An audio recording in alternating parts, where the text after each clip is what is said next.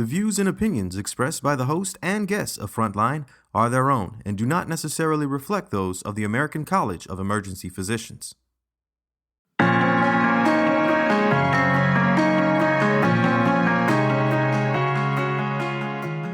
Ryan Stanton here with ACEP Frontline, and today we've actually got a conversation that I'm pretty sure would have happened at our scientific assembly in Dallas, because this is when I typically meet up with these folks, but because that went unconventional with a virtual COVID setting, we're catching up now, and that is a discussion on PACE, or the Pain and Addiction Care in the Emergency Department accreditation.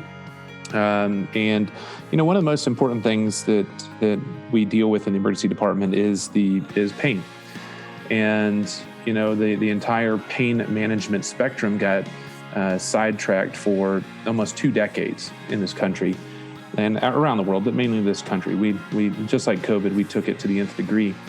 And then we start looking at what we need to do in terms of adequately and evidence-based treatment of pain, and in terms of how to assist and support those with addiction or opioid use disorders, or any, honestly, addiction-based disorder in the emergency department. And can we even take that even further and look at almost centers of excellence that can really be examples in developing these types of processes within the emergency department? So we've got 2 guests today. We're going to talk about it, and these are the ninjas of this realm, and you've actually likely heard them on the podcast before or in other areas of the opioid and addiction realm. So I'll just turn it over to them to let them introduce themselves and how they got into this area of medicine and interest. Thanks, Ryan, for having us. It's always nice to be on the podcast, and I'm sorry we missed each other at Scientific Assembly this year, but there's always next year. So I'm Alexis La Pietra. I'm an EM doc in New Jersey. I founded the Pain Management and Addiction Medicine section of ACEP and have been under the mentorship of Mark Rosenberg, the current ACEP president, and also very, very lucky to work alongside our next guest here. I am the chair for the Board of Governors for the PACE accreditation program. And this has really been a program that we've been talking about for a long time at ACEP and in the pain management addiction medicine community. So it's really great to shed some light on it and talk about something other than COVID. I'm going to turn it over to our other guest. Hi, Ryan. Thank you very much for having us. My name is Cathlyn Robinson. I'm a clinical education specialist in emergency for St. Joseph's Health. And I have the privilege of working with Dr. La Pietra and also Dr. Rosenberg. With both of them, I was part of the team that helped to grow an initial ORO program. Our opiate reduction option program is called ALTO. And it was a really exciting time to be part of this program with them. And that has really opened up other doors for us to work with other people across the country. And PACE has been an extraordinary opportunity, again, to look at these issues. I'm a member of the Emergency Nurses Association, and this is my link with PACE, and it's been a wonderful partnership to have ACEP and the Emergency Nurses Association work together on this issue, because obviously the issues that we are dealing with in this country don't just affect our physician groups, they also affect our nursing groups, and we are really, really happy to be working collaboratively together. It's wonderful. And we've seen, over the last number of years, the ALTO program. I think almost everybody knows about the ALTO program. It's been an education that has been spread across the country and has now got its own legislation involved as well. St. Joseph's has been, in New Jersey, has been kind of the epicenter for a lot of this evolution with regard to pain management and addiction treatment within the emergency department setting. And so, I think this is an important conversation with all of us here, is understanding that really when you address these programs and the work that we do in other states, and when you start to do this in your own emergency department settings and systems, then it takes a full team. You can't just create a protocol, pain management protocol for the physicians, PAs, and NPs. You can't just have a process that involves screening that doesn't involve the physicians and providers.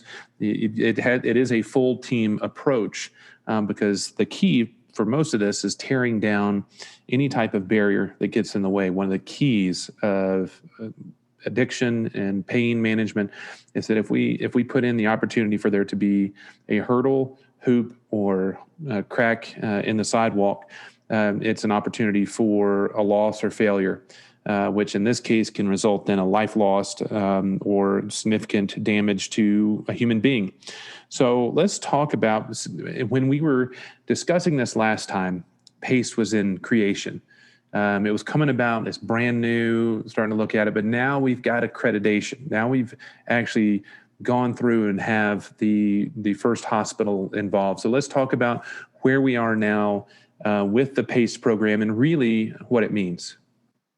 Thanks, Ryan. So PACE, initially, we had a task force to look at the viability of PACE and interest in an accreditation program, and there was robust interest. I think every physician, provider, nurse, medical tech, everybody who's in the emergency department is well aware of the crisis and would never want to contribute to the progression of opioid use disorder or play any role with leading a patient down the wrong path. Everybody wants to be doing something better. Everybody wants to dig themselves out and our family and our friends out of the opioid epidemic.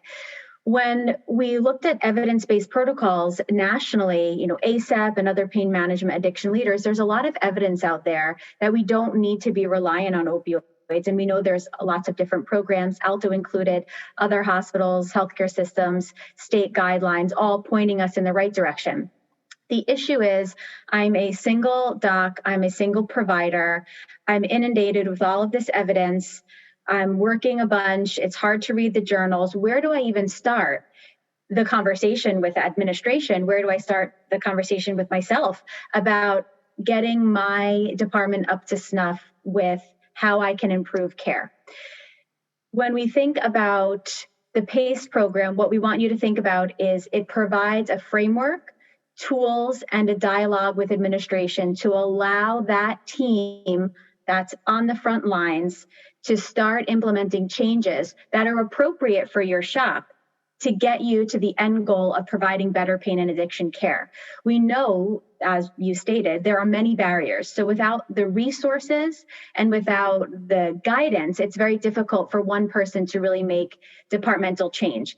The goal of this program is to show administrators the resources necessary, the benefits, provide some suggested framework, whether it's let's address chronic pain, let's look at acute pain, what about non-pharmacological options, geriatric patients, pediatric patients. So the whole gamut of who we see, there's lots of different areas where we can improve, and PACE affords clinicians the opportunity to look at what they're doing, where they want to go, and then there's a clear pathway within the accreditation. We wanted to have a formal accreditation from a group of emergency medicine docs, of nurses. We also have healthcare pharmacists on our panel, and we have physician assistant representation on our panel. The whole team is represented on the PACE platform, and this is because we know emergency medicine is a team sport. So we want everybody to be able to say, this is where we need to go. We want the community to see we're making these efforts. And merit badge medicine is not fun for everybody. And we don't want to consider PACE merit badge medicine. We just don't want another group to come along and tell us what to do.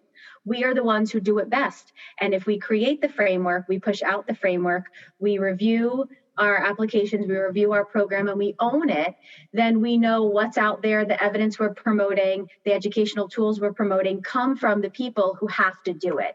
So the last thing we really wanted with pain management and addiction care is some large big brother organization saying, listen, this is how you need to prescribe opioids, and this is what we think medications for opioid use disorder look like.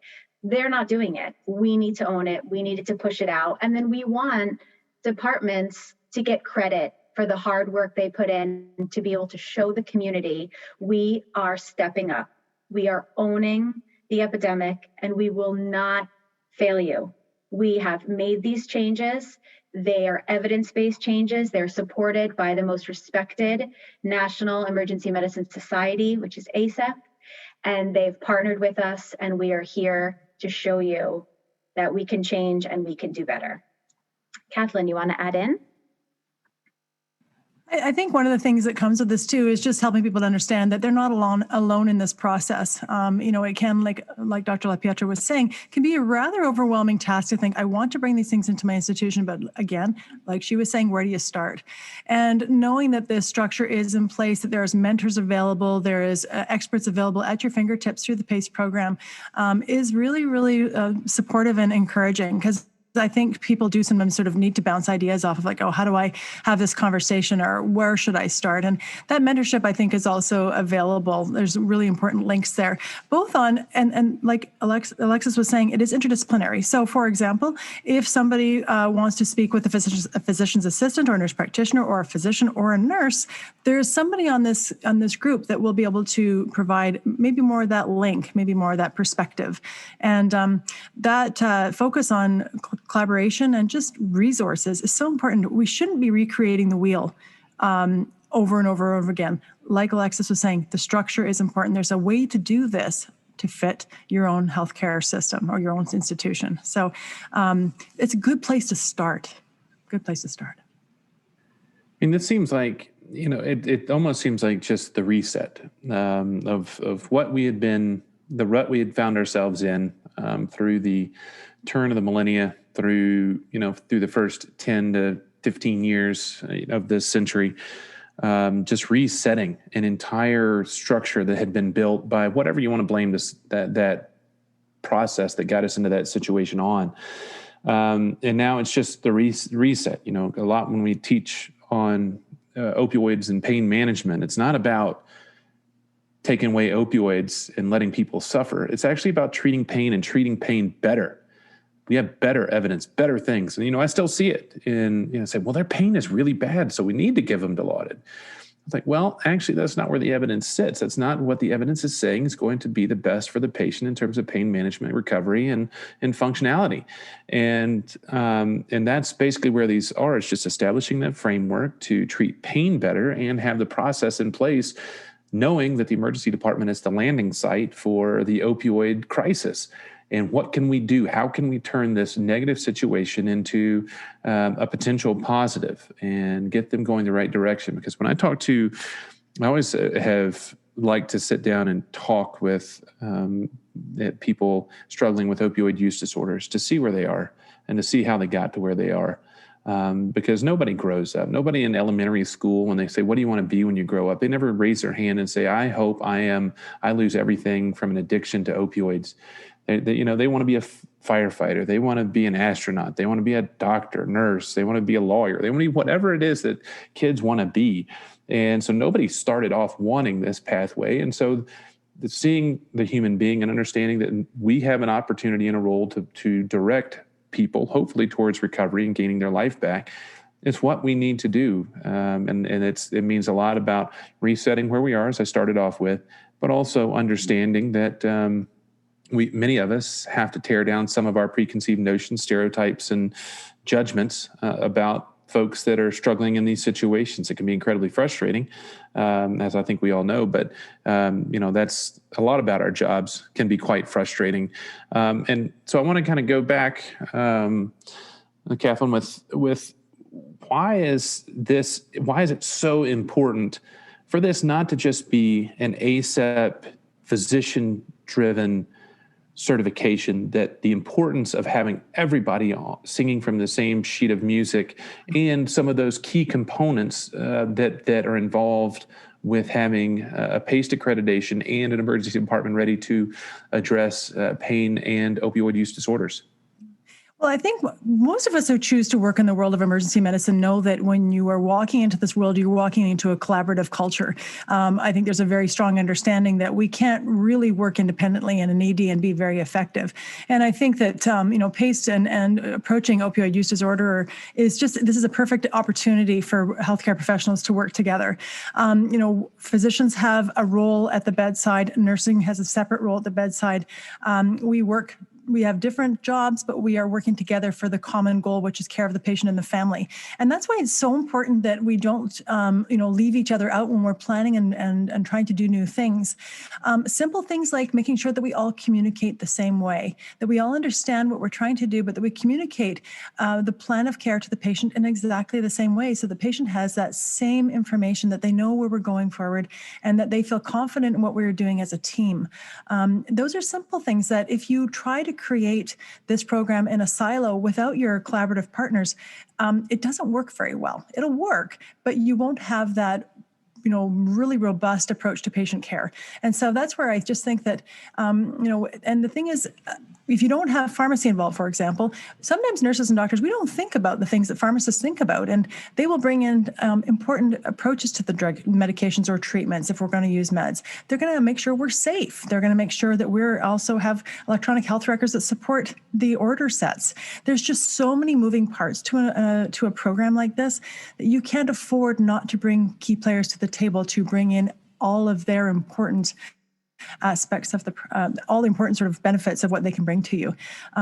There's only benefits that come with working together. Is that easy all the time? No, but I think if you build a team where you can work well together, then with the common knowledge and common goals, it's absolutely doable. And so it's important that Emergency Nurse Association partners with ACEP on this, and we're so grateful to be included because we want to have a voice at the table. We want to be able to provide this approach and support this initiative. It's really important. So it's great that we're collaborative. And the challenge, and that is important because it's where failures exist or when we have parallel or even not even parallel, but incongruous plans and lines of action when patients come in the emergency department. And it's the siloing of the system that has really complicated the overall, lots of things in medicine, not just opioid related, but especially in opioid. A patient's activity, a patient's experience doesn't live in a silo. It's a continuum. And how can we understand and design the system in that continuum as opposed to putting us all in our own little stalls and hoping that the patient transitions between those. And I also, with it, that it's integral to have the full involvement, but I also understand living in this life that physicians may be some of the hardest once they get led to the water to drink, and getting everybody on board. So Alexis, how do we, when you start looking at these, whether accredited or getting accredited or not, as we move forward with the current evolution of the opioid situation, addiction, and pain treatment, how do we pull our physician colleagues along to get the buy-in necessary to help ensure success as we move forward? So I think there's a couple different ways that we really tug the physicians along. You'll always have your early adopters in any programs any of us have been a part of. We know that there's the folks that just say yes, especially when you show them the evidence or the benefit. And this is clearly there for the evidence for targeted treatment of pain and the evidence for medications like buprenorphine for opioid use disorder. So in 2021, the evidence is there. So we have our early adopters. We communicate with them. We are eye to eye. And this is why the PACE program is important. It's the physicians talking to physicians, nurses talking to nurses, pharmacists speaking to pharmacists, mid-level providers, but also all of that clinical team speaking to admin. So what are the benefits? What's the evidence?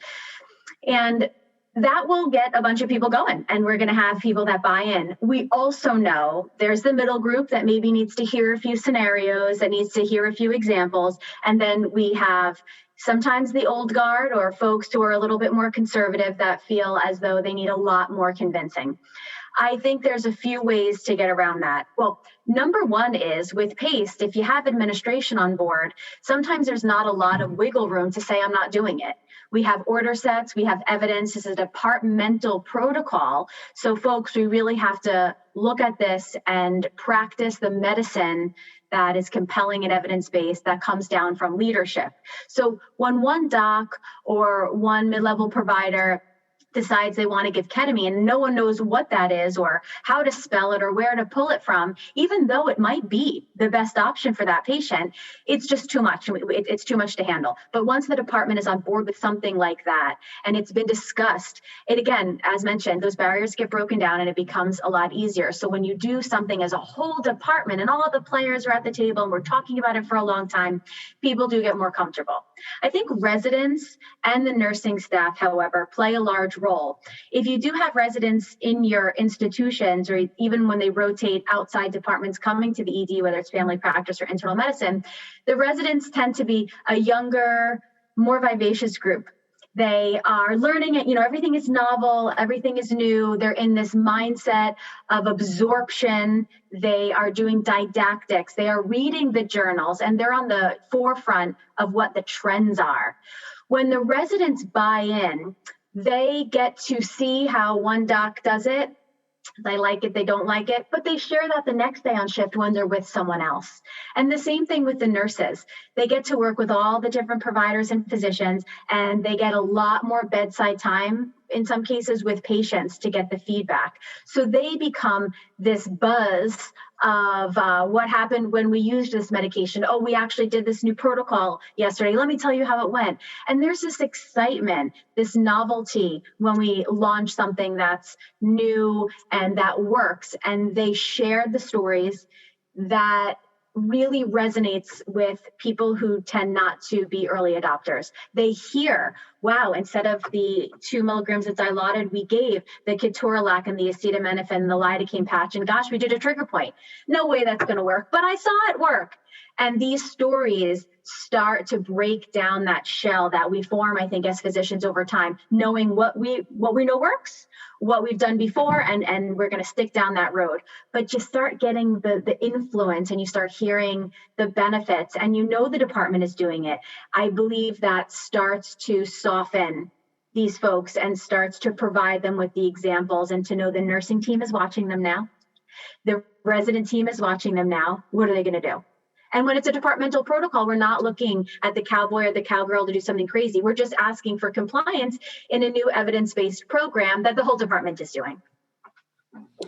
It's one of those, it's amazing how things have changed in just 15 years. I mean, when I was a resident 2005 to 2008, the whole idea of just give them a perk pack. We had these little prepackaged 6 tablets of Percocet that we'd give as basically a parting gift for showing up, like a party favor, the emergency department version of a party favor.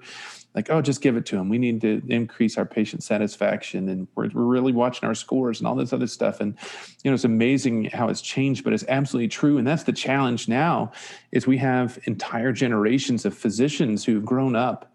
I mean, I guess it's going to be across the board: physicians, nurses, PAs, and NPs, who've all grown up with this 20-year window of, this is the way we treat pain. This is what we give for satisfaction. This is how we keep them from coming back.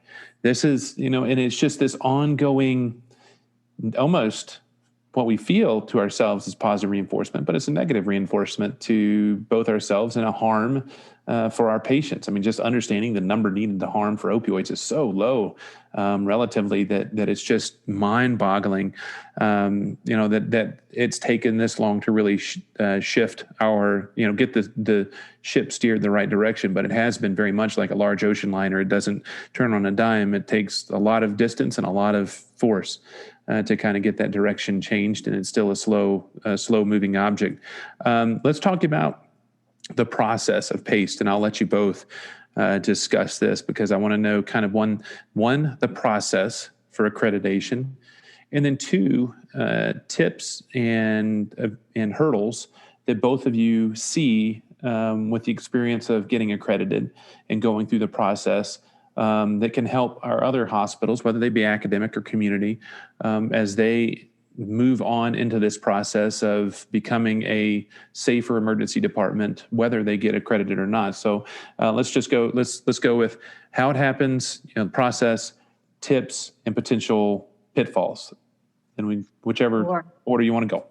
So the process is, yes, I want to do this. So, all right, we're moving forward. And there's a great application that the ACEP IT team put together. And the first tip in the process is what works for my shop. So we have 3 levels. We felt strongly about including all practice settings, even critical access settings where a PA or NP may run the whole department. We did not want to discount any practice setting providing emergency care because everybody is in this and everybody wants to do better. Of course, if we exclude practice settings or we exclude certain situations, it only harms the community and it only harms the patient. So if in doing this process, you feel that there is nowhere that you fit in, we are open to feedback as an accreditation program, and ACEP wants to keep this all inclusive so that all patients benefit. But it's about looking at where you are. There are 3 levels. Gold level is the highest level that you can achieve. And it really is for probably a larger, not necessarily academic, but a larger setting that has access to resources. We're looking for multidisciplinary team where there's physician leadership that meets with nursing leadership, inclusive of pharmacy, IT. We ask that there's meetings, there's quality review processes, and that translates also into what type of algorithms do you have for what type of pain. If you do ultrasound guided regional anesthesia, do you provide pediatric care? Do you provide geriatric care? It's quite a comprehensive package when we look at the gold level. The bronze level is, again, that even academic settings may be there, depending on how much resource and what the priority of the department is in terms of managing pain and addiction care. But that level requires that we have one champion, a clinical champion. It does not have to be a dedicated physician champion. We ask that there be a few pain management protocols in place, even if we're going to do some dental blocks for dental pain, or we're going to go ahead and combine ibuprofen and acetaminophen for musculoskeletal pain. We ask that you attempt to investigate treatment centers within your area to provide, if not a referral, at least opportunities for patients to engage with recovery somewhere within the vicinity of your hospital. So we know it, or have buprenorphine at least on formulary, even if your physicians or mid-levels are not waivered. So we have a whole spectrum of, really comprehensive, multidisciplinary, evidence-based care down to let's just try and do the few token things that will truly impact this patient's experience, which are opioid-sparing algorithms to prevent progression of opioid use disorder, unnecessary exposure, and also medications for opioid use disorder, such as buprenorphine. A few limited items. So that's really the process. And I think the most successful applicants will be those who understand what their department is doing and understand where they want to go as a department.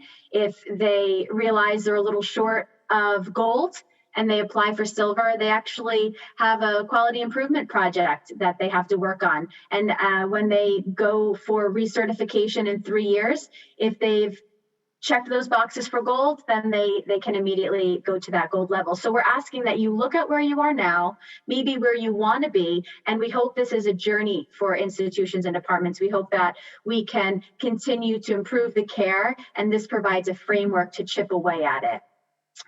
Cathlyn, any other tips, tricks, barriers?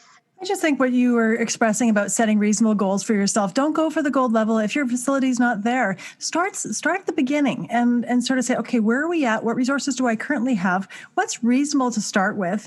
And then work like that. The idea of it's over time. Remember, this is a time thing that a facility can continue to work on this program over time. And this is also a continuum. It just doesn't end with one implementation. One thing, and that's what we certainly have found in our own program, is that one thing starts, it works well, we get buy-in, everybody likes it, it's working, and then a new idea comes up. And emergency departments tend to be fairly, think outside the box. They like these novel ideas, like Dr. La Pietra was saying. And so it's like one thing leads to another. And so just know that, okay, if I'm going to start at bronze, that's okay. I've got some minimal resources. I have buy-in from my facility. My staff are on board. Let's go here. But this idea of growth is so important. That keeps your staff engaged. That helps with everybody to be excited about where you're moving forward. And these types of programs, believe it or not, are some of the things that will attract people to your facility to work for you. Alto in our facility, I can't tell you how many of my new nurses said, "Oh, I'm really excited about the Alto program. I'm excited to be part of this."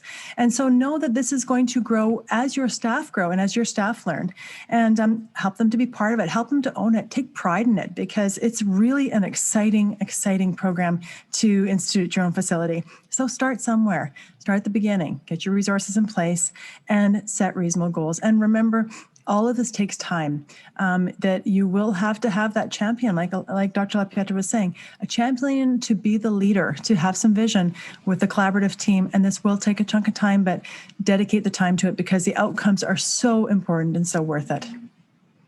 And also the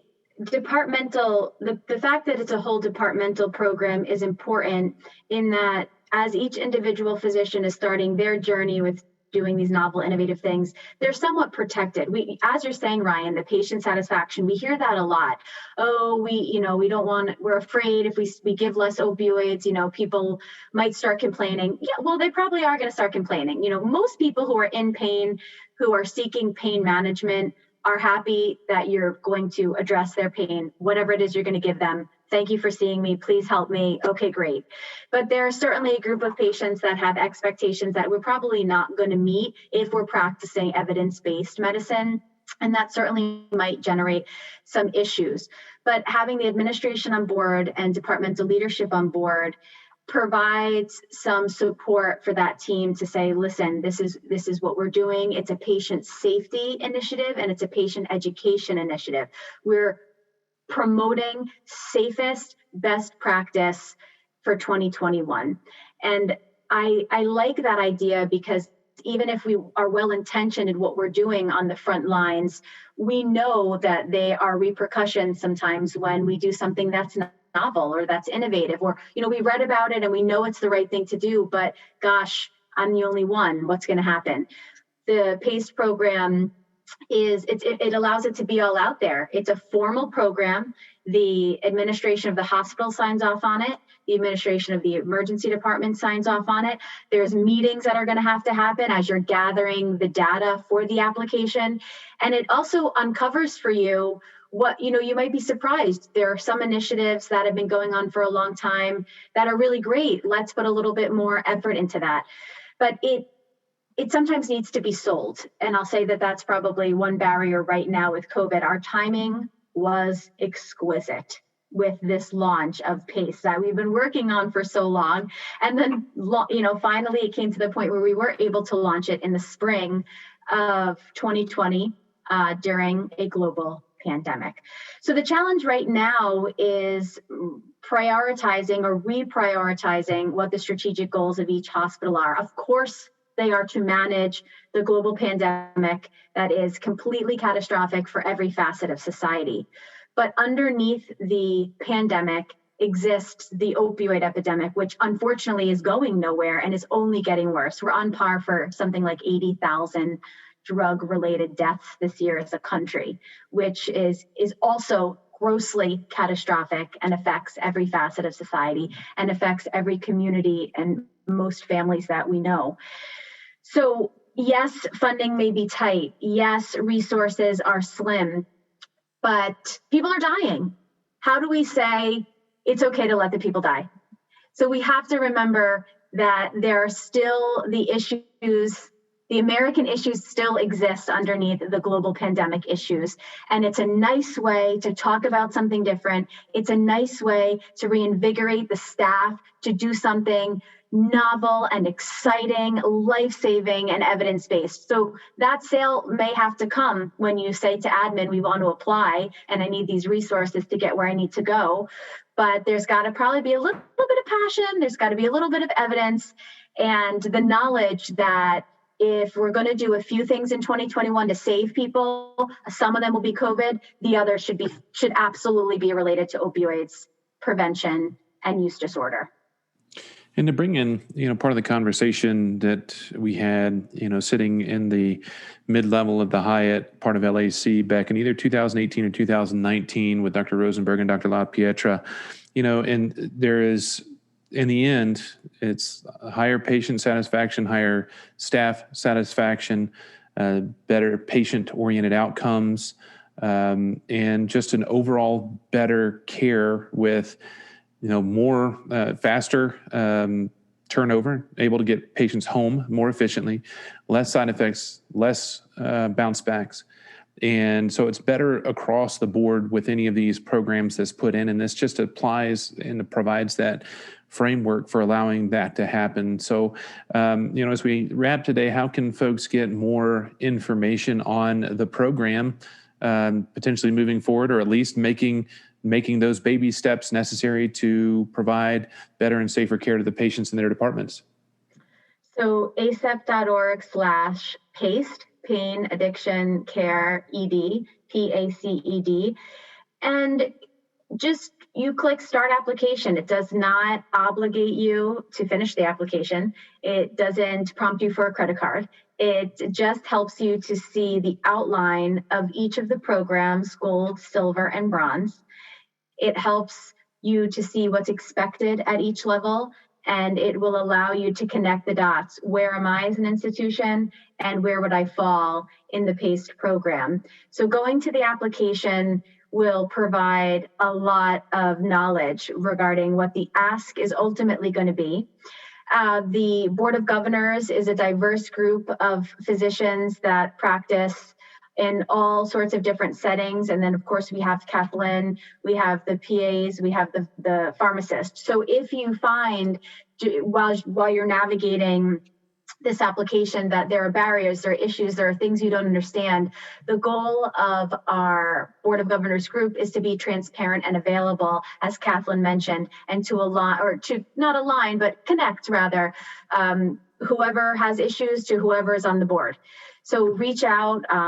We have a wonderful group of staff, and we want to be there for you. So open that application, review the application, see where you are, chat with your team, be the champion, be the passionate innovator that you are, and then reach out to us and let us know what your needs are.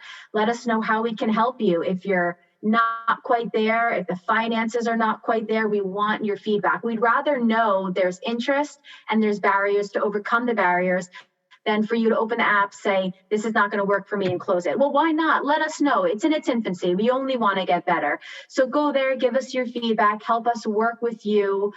COVID has made us all humble in what we're able to pull off this year. So we want to know the barriers so we can work through them, and on a case-by-case basis, try to make each application successful to just push this very important initiative forward. So talking... Oh, you're good. I just add on one thing, just that, any effort is better than no effort. We have all seen the losses that this opioid epidemic has brought forward. We have all experienced this. Any effort you make in your department will save a life. And that is, at the end of the day, the most important thing. Talking with Alexis La Pietra and Cathlyn Robinson about the PACED program. And, we have a rather diverse audience that listens to the podcast. And so this doesn't have to be a medical director driven project, wherever you are in the healthcare profession, being that champion to come forward and say, I'd like for us to do this. I'd like for us to look into this. I'd like for us to take these steps. Understanding that it's all about patient care, patient safety, and taking those first steps, working with your leadership to make those things happen, and reaching out and getting the information that you need. And I know that I text Mark, Alexis, honestly, there's 4 or 5 in the opioid realm that I text rather often when I have a question, or just call or whatever it may be, or just email in block and say, I need this information. It happens pretty quickly. I mean, one thing you learn in medicine, if you're early into medicine, it's not about knowing all the information. It's about knowing who to contact to get the information, because sometimes that's the easiest thing to do, is because somebody has it at their fingertips because that's their wheelhouse. And so we're not asking for this to be your wheelhouse, but it just to know that the resources and support are out there, whether it's the geriatric emergency department, the pediatric safety, whether it's PACE, whatever it may be, reaching out and getting the experts that have put in the legwork and not reinventing the wheel, and getting these things to your emergency department, wherever that may be, whether you're in a large city or out in a rural setting, whether you're in the United States or elsewhere. Making sure that you're providing the best available care, because we're all dealing with this right now. And I think, as Alexis kind of hinted to, we've seen that COVID has kind of fueled a little bit more of the opioid crisis, not necessarily because of prescribing patterns, but likely more because of disruptions in the recovery processes and accesses to care, and the just general behavioral and mental health toll that COVID has played across this country and around this world. And so understanding that this is the perfect time to start to make these steps, because there is still a screaming need out there among our patients to make sure that we can provide the best pain management and recovery options once people reach our emergency department. Any closing thoughts from either of you before we wrap today? No, thank you, Ryan, so much. We, again, just to echo what Cathlyn said, any improvement, any movement in the right direction is one step closer to not having to call that mother, father, daughter, sister, significant other to let them know that opioid overdose wasn't able to be resuscitated, or to see patients suffering in pain, not having any tools to reach for. So let's continue to march forward. Let's continue to have some hope for 21. Maybe PACE can be your hope. PACE can help open the shades a little bit and shed some light on some cool stuff that will excite the staff and reinvigorate the staff, because we've all been working pretty hard, and it's an exhausting job. It's an exhausting year we've had. So thank you for having us. It's really a pleasure to talk about the program, pleasure to speak with all of you guys, and I thank you for the opportunity. Thank you so much, Ryan, for keeping this conversation going. It's really important. And just to drive home a point, this is a slow process. Me being a community emergency physician, Dr. La Pietra is one of the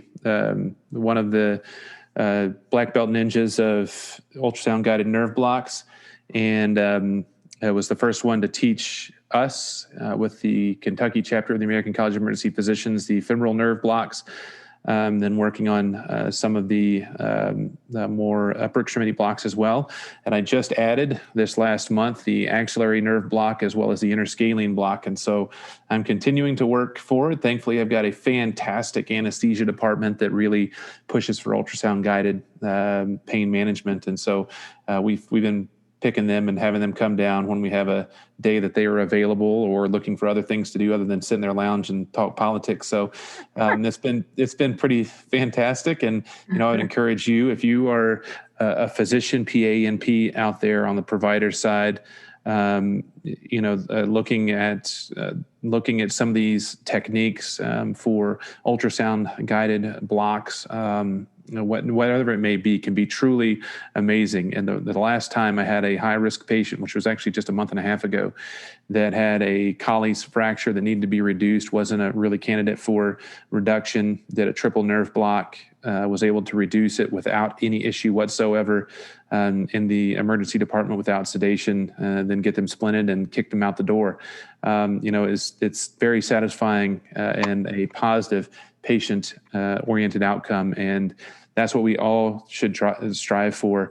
And as as I'm sitting here right now in a hotel room in Park City, Utah, my wife is downstairs learning ultrasound as a med-peds physician for the first time, and how she can apply that to her practice, mainly because she's in lower income and areas where the patients can't get access to some of these things. So, each of us as a physician and other providers should work towards improving our game, upping our game, moving to those next generation things that we can do to provide better care. And the PACE program allows for that multidisciplinary, across the board approach to pain management and opioid abuse disorder treatment within the emergency department. So definitely check it out. It's easy to look up. I know that Alexis gave us the address, but honestly, if you just go ACEP and paste PACED in your whatever search engine you like to use, unless it's a really crappy one, but most of the good ones are going to find that and have it in the very top search button with all of the details right there, with everything that's involved and everything broken down very easily. So take that first step, and let's all work towards better patient outcomes. As for me, you can contact me at rstanton@acep.org, rstanton@acep.org. Just added that, changing it from our Your Everyday Medicine email. So I'm still struggling with getting that within the cadence, several hundred episodes in. As for online, our Facebook page, and at Everyday Med on Twitter. And until next time, I'm Dr. Ryan Stanton, and this has been some ACEP Frontline.